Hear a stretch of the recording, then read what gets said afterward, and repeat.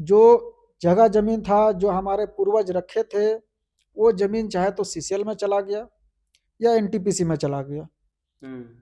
उसी से जो मुआवजा मिला जमीन के एवज में, उससे हम लोगों ने रोजगार के साधन को देखते हुए, उसके उद्देश्य से हम लोगों ने हाईवा खरीदे, ट्रक खरीदे, ताकि हमारा उससे जीविकोपार्जन हो सके, हमारा घर परिवार चल सके, हमारे बच्चों का स्कूल फीस दिया सके, हमारा मेडिकल हो सके।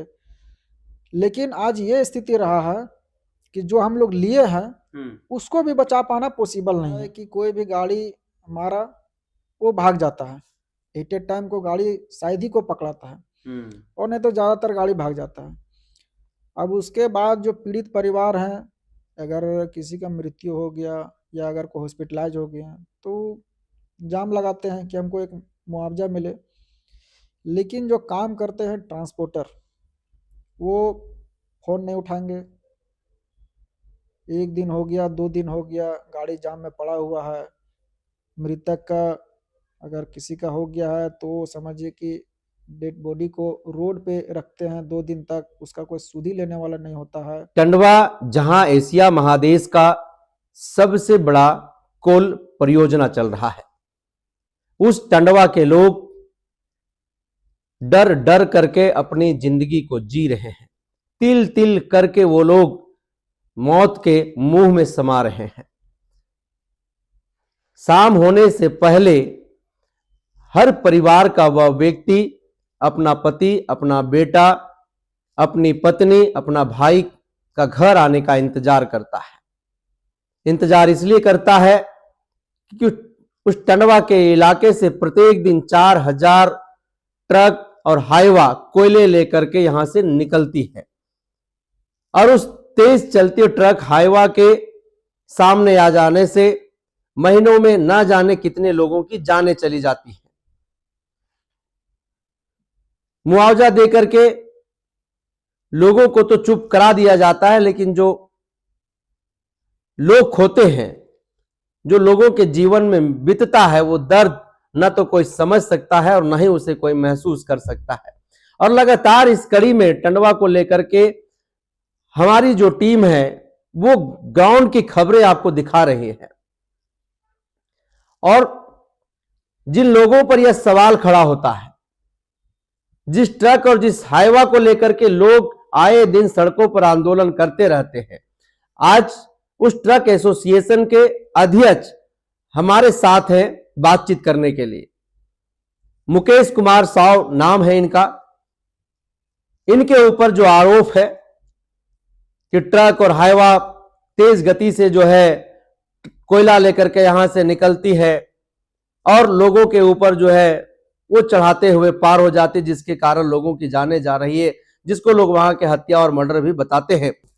टंडवा के लोग हर दिन तिल तिल करके मर रहे हैं। उनका आरोप है कि तेज गति से जो हाईवा यहां से कोयला लेकर के निकलती है प्रत्येक दिन, उस हाईवा के चपेट में आने से हमारे यहां पर महीने में न जाने कितने लोगों की जानें चली जाती, जिसकी कोई गिनती नहीं है। और आप एसोसिएशन के अध्यक्ष हैं, क्या कहेंगे इस पर और क्या प्रतिक्रिया होगी? देखिए, सबसे बड़ा चीज़ है कि जो हम लोग का क्षेत्र है वो रूरल क्षेत्र है, ग्रामीण क्षेत्र है, जिस पे बरसों से हमारे बाप दादा समझिए तो खेती बाड़ी करके जीवन यापन कर रहे थे। लेकिन वहाँ एशिया महादेश का सबसे बड़ा समझिए तो कोल परियोजना है, कोयले का भंडार है, जो वहाँ से निकालने के लिए सीसीएल के द्वारा अपना माइनिंग को चलाया जा रहा है, और एनटीपीसी जो पावर प्लांट चला रही है बिजली के लिए। अब ये है कि उनका माइनिंग तो खुल गया है, लेकिन आज तक अलग से कोई रोड, ट्रांसपोर्टिंग रोड नहीं बन पाया है। जबकि हर जगह का ये प्रावधान है कि कहीं भी अगर माइनिंग क्षेत्र खुलता है तो जनता के लिए एक लाइट व्हीकल रोड अलग से हो और एक ट्रांसपोर्टिंग रोड अलग से हो। लेकिन ये हमारे टंडवा का दुर्भाग्य है कि वहाँ पे कोलवरी खुले आज 11-12 साल हो गया है, 2013 में माइंस चालू हुआ था आम्रपाली। उस टाइम लोग बहुत उत्साह में थे कि चलिए आज जो हम यहाँ से पलायन करते हैं, बाहर जाते हैं कमाने के लिए, अब हमारे घर में रोजगार का साधन हो जाएगा। लेकिन उस टाइम किसी को ये नहीं पता था कि ये रोजगार नहीं है, ये काल है जो आने वाले दिनों में हमें निगल जाएगा। माइंस खुला, डेवलप हुआ, जैसे जैसे माइंस बढ़ता गया, एक माइंस खुला, फिर मगध खुला, फिर बगल में संचालित हमारे केरेडारी क्षेत्र में पड़ता है जो आपका हजारीबाग डिस्ट्रिक्ट में है, वहाँ एक चट्टी बारियातू माइंस खुला, फिर उसके बगल में केडी माइंस खुला। तो ये लगातार जो है माइंस बढ़ता गया। फिर हमारे टंडवा में पावर प्लांट लगा, तो उसका भी जो है सो 2 साल से बिजली उत्पादन चालू है। तो जो कोयले की राख होती है जिसे हमें फ्लाई ऐश कहते हैं, उसे भी यहाँ से निकाल करके दूर दूर जहाँ NHI का जो रोड बनता है वहाँ पे ले जाया जाता है। तो क्या है कि दिनों दिन गाड़ियों का जो परिचालन है वो वहाँ बढ़ रहा है। अब हमारे जो ग्रामीण क्षेत्र के जो पहले व्यक्ति हैं, पुराने व्यक्ति हैं, जिन्हें रोड से उतना अवगत नहीं है कि NH रोड क्या होता है, पहले से क्या है कि अपना घर गांव का रोड है, आज भी उन लोग वही सोचता है कि हमारे घर गांव का रोड है, और आए दिन उसी के चलते दुर्घटना भी हो रहा है। आप चूंकि लोगों आज को क्या समस्याएं होती है, आप लोगों के सामने क्या परेशानियां हैं, क्या चुनौतियां हैं और कैसे निपटते हैं उससे? कि अभी का तो सबसे बड़ा हम लोग के पास चुनौती है जो रोड हादसा है, जो महीना में समझिए तो हर 1 दिन 2 दिन में होता है, जिसको ले करके वहाँ पे हमारा रोड को जाम होता है। जो पीड़ित परिवार हैं वो जाम करते हैं, किसी का मौत हो जाता है, कोई हॉस्पिटलाइज होते हैं, तो उसके इलाज के खर्च के लिए मुआवजा, अगर किसी का मृत हो गया तो उसके लिए मुआवजा, जिसके लिए 2 दिन 3 दिन तक रोड जाम रहता है। और इस पर कोई ट्रांसपोर्टर लोग ध्यान नहीं देते हैं, जिसमें आवागमन बाधित होता है। जो वहाँ लोकल भी हैं उन्हें भी समस्या का सामना करना पड़ता है, और हमें भी समस्या का सामना करना पड़ता है। चूँकि क्या है कि आज के डेट में जो हादसा हो रहा है, अगर जाम होता है तो महीना में 30 दिन में हम लोग का गाड़ी समझिए कि 20 दिन ही चल पाता है। 10 दिन तो समझिए खड़ा रहता है। आज यहाँ एक्सीडेंट हो गया, वहाँ 1 दिन खड़ा है, कल वहाँ 2 दिन खड़ा है। तो ये हमारे पास सबसे बड़ा चुनौती है। वहाँ जो क्षेत्र है उसमें हम लोग का जो लोकल हैं, जो विस्थापित हैं, प्रभावित हैं, जो गाड़ी रखे हुए हैं, वही हमारे पास उस क्षेत्र के लिए क्षमता से अधिक वाहन है, जो रोड का क्षमता है। इसके बावजूद भी बाहरी ट्रांसपोर्टर के द्वारा बाहर से गाड़ियों को लाया जाता है। बिहार से लाते हैं, बंगाल से लाते हैं, यूपी से है, हरियाणा से है। चूँकि उनको क्या है कि लाते हैं, चलाते हैं, भाड़ा नहीं देते हैं। हमारा गाड़ी का हर महीने का किस्त है 1,30,000 40,000 आता है, ड्राइवर खर्च है, उसके बाद मेंटेनेंस है, गाड़ी का पेपर है, हर महीने हम लोग को खर्च है गाड़ी में। और ट्रांसपोर्टर के द्वारा भाड़ा कोई 4 महीना में देगा, कोई 6 महीना में देगा, किसी के पास 2 साल से बकाया है। तो हम लोग के पास सबसे बड़ा चुनौती है भाड़ा का, जो ट्रांसपोर्टर के द्वारा नहीं दिया जाता है। और इसी कंडीशन में हम लोग का जो गाड़ी है वो दिन प्रतिदिन फाइनेंसर के द्वारा जब्त किया जा रहा है, क्योंकि समय से हम लोग किस्ती दे नहीं पा रहे हैं। अभी क्या है कि बाहर के जो ट्रांसपोर्टर हैं वो ज़्यादा फोकस करते हैं बाहर की गाड़ियों पे। अभी हमारा टंडवा में फ्लाई ऐश का भी काम चल रहा है, जिसमें ट्रांसपोर्टर के द्वारा बाहरी टिप टेलर का परिचालन कराया जा रहा है। टिप टेलर क्या होता है? ये टिप टेलर होता है जो लंबी गाड़ी है, जिसका ट्रॉली होता है, आगे इंजन होता है, पीछे ट्रॉली होता है। ये लंबी गाड़ी है और जो हम लोग का जो रोड है उसमें ये चलने लायक नहीं है। इसका कैपेसिटी भी वजन ज़्यादा होता है, और जो हमारे ग्रामीण सड़क का कैपेसिटी होता है वो कम होता है।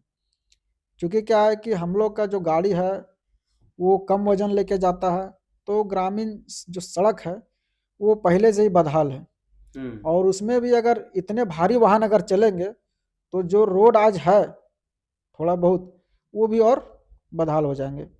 तो स्थानीय जो ट्रांसपोर्टर हैं, जैसे मान लीजिए आप वहाँ के विस्थापित हैं, भू-रैयत भी हैं, आप लोगों के सामने अगर ये बाहर के ट्रांसपोर्टर आ जाते हैं तो क्या परेशानियां जो है वो सामने खड़ी हो जाती है?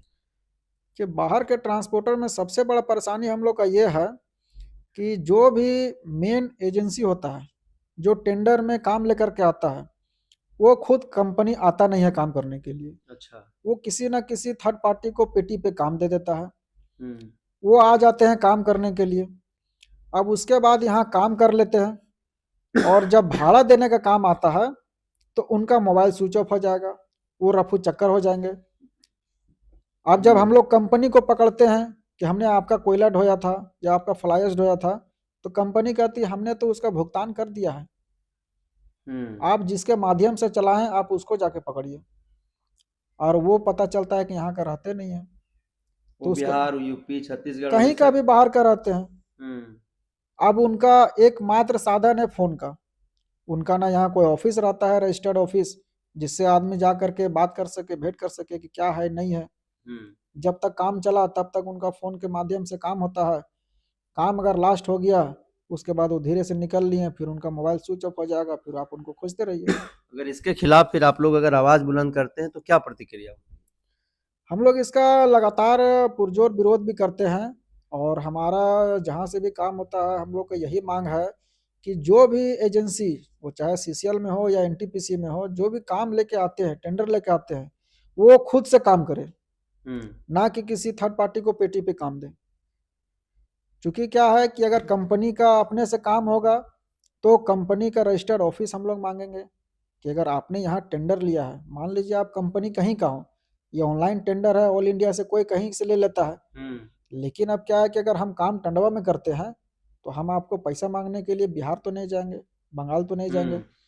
अगर आप काम यहाँ ले सकते हैं तो एक रजिस्टर्ड ऑफिस भी यहाँ खोल सकते हैं, जिसका ओनर को पता होना चाहिए कि ये आपका ऑफिस है और यहाँ हमारा पेमेंट का, जो भी हमारा गाड़ी चला है उसका भुगतान होगा। तो ये हम लोग का मांग है और ये हम लोग लगातार सीसीएल से और एनटीपीसी से मांग कर रहे हैं कि जिसका भी है वो डायरेक्ट आके काम करे, ना कि किसी थर्ड पार्टी को। तो एनटीपीसी हो या सीसीएल हो या फिर कोई और कंपनी हो, स्थानीय जो ट्रांसपोर्टर हैं, जैसे आप जैसे जो व्यक्ति हैं जो इस क्षेत्र में उद्योग कर रहे हैं, धंधा कर रहे हैं, तो क्या उन लोगों को वहां पर प्राथमिकता नहीं दी जाती है कि बाहर की कंपनियां टेंडर ले लेती हैं, बाहर की कंपनियां आकर के यहाँ काम करती हैं?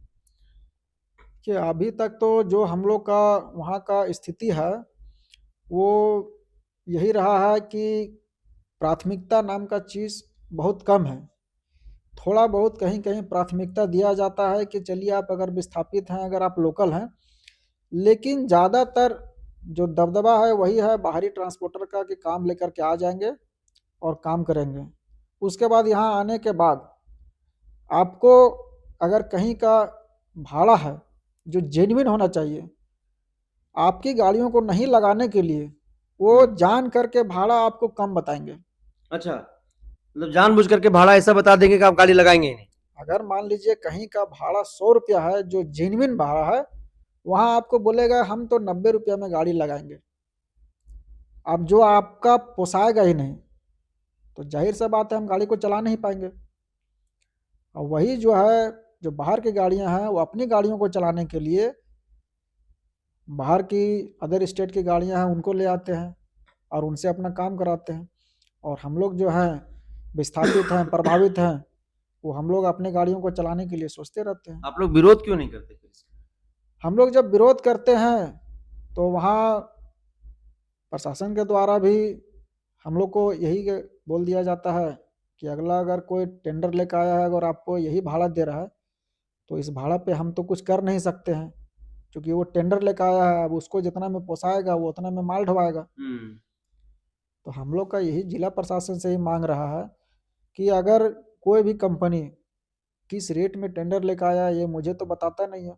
तो इस मामले को लेकर के आप लोग वहाँ के एसपी, डीसी, उसके बाद डीएमओ सबसे मुलाकात की, उन लोगों के सामने आप लोगों ने अपने बात दर्द पीड़ा को रखा? हम लोग इसको हमेशा से रखे हैं और यही जो सवाल आकर के खड़ा होता है, जो ट्रांसपोर्टर भी हैं इमरजेंसी में हम लोग क्या है कि अगर नहीं चला पाते हैं तो हम लोग स्ट्राइक भी करते हैं कि इस रेट में हम लोग काम नहीं कर पाएंगे, या जो काम हम किए हैं इसका भाड़ा का हमारा भुगतान नहीं हुआ है।